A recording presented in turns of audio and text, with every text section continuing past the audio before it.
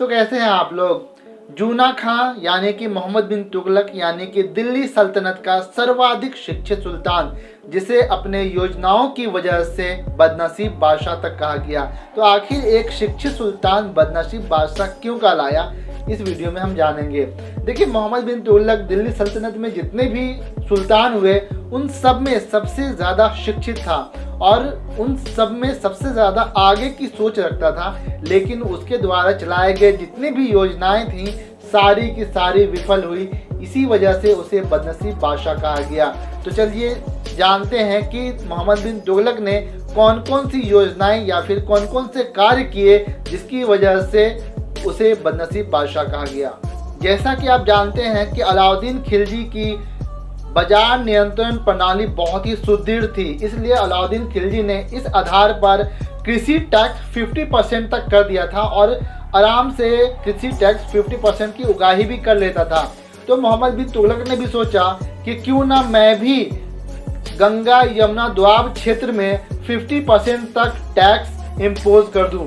यानी कि उसकी सोच थी कि ये जो क्षेत्र है बहुत ही उत्पादन क्षमता वाला क्षेत्र है, तो यहाँ पर टैक्स बढ़ाने से उसे फायदा होगा।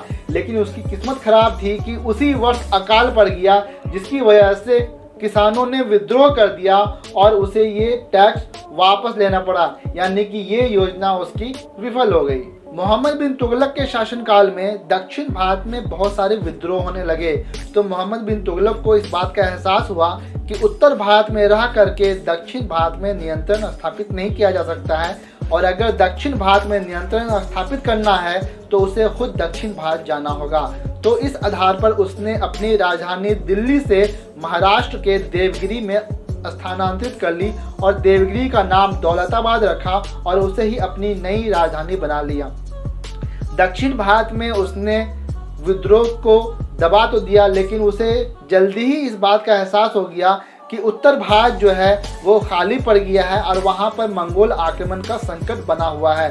तो मोहम्मद बिन तुगलक को महज 2 साल में इस बात का एहसास हो गया कि जिस प्रकार उत्तर भारत में रह करके दक्षिण भारत में नियंत्रण स्थापित नहीं किया जा सकता, उसी प्रकार दक्षिण भारत में रह करके उत्तर भारत में नियंत्रण स्थापित नहीं किया जा सकता। इसलिए 2 साल के अंदर ही मोहम्मद बिन तुगलक ने अपनी राजधानी को फिर से शिफ्ट किया, यानी कि फिर से देवगिरी यानी दौलताबाद से राजधानी शिफ्ट करके दिल्ली ले गया।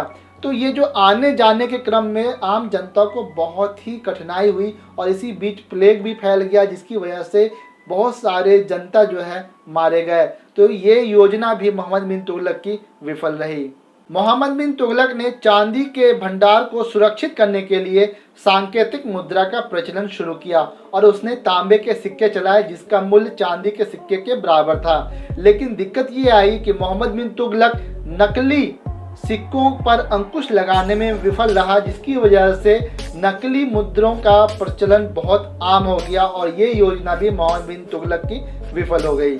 हिमालय की तराई कराचील में राज के विद्रोही शरण लेते थे, इसलिए मोहम्मद बिन तुगलक ने खुसरो मलिक के नेतृत्व में एक विशाल सेना कराचील अभियान के लिए भेजा और खुसरो मलिक ने इस पर जीत भी हासिल की। इस जीत से उत्साहित होकर के खुसरो मलिक अपनी सेनाओं के साथ हिमालय की तराई में कुछ और आगे बढ़ गया और प्रतिकूल भौगोलिक परिस्थिति के कारण उसकी सेना जो है जंगलों में भटक गई और ठंड के मारे उसकी सेना मर गई। इब्न बतूता कहता है कि इस अभियान यानी कि कराचील के अभियान से सिर्फ 3 ही अधिकारी वापस लौटे थे। इस प्रकार यह अभियान जो है जीता तो गया, लेकिन जीत करके भी यह अभियान असफल रहा। मध्य एशिया के खुरासान क्षेत्र में राजनीतिक अस्थिरता का लाभ उठाने के लिए मोहम्मद बिन तुगलक ने सोचा क्यों ना खुरासान पर आक्रमण किया जाए और खुरासान अभियान चलाया जाए। इसके लिए उसने लगभग 3,70,000 सैनिकों की भर्ती कर ली और उसे अपना अग्रिम वेतन भी दे दिया। लेकिन इसी बीच खुरासान की राजनीतिक परिस्थिति बदल गई, जिसकी वजह से मोहम्मद बिन तुगलक का वहां पर आक्रमण करने का इरादा भी बदल गया, यानी कि अब खुरासान अभियान उसे कैंसिल करना पड़ा। लेकिन 3,70,000 सैनिकों की जो भर्ती की गई थी उन भर्ती को भी कैंसिल करना पड़ा, जिसकी वजह से बहुत सारे सैनिक बेरोजगार हो गए और उन्होंने विद्रोह कर दिया।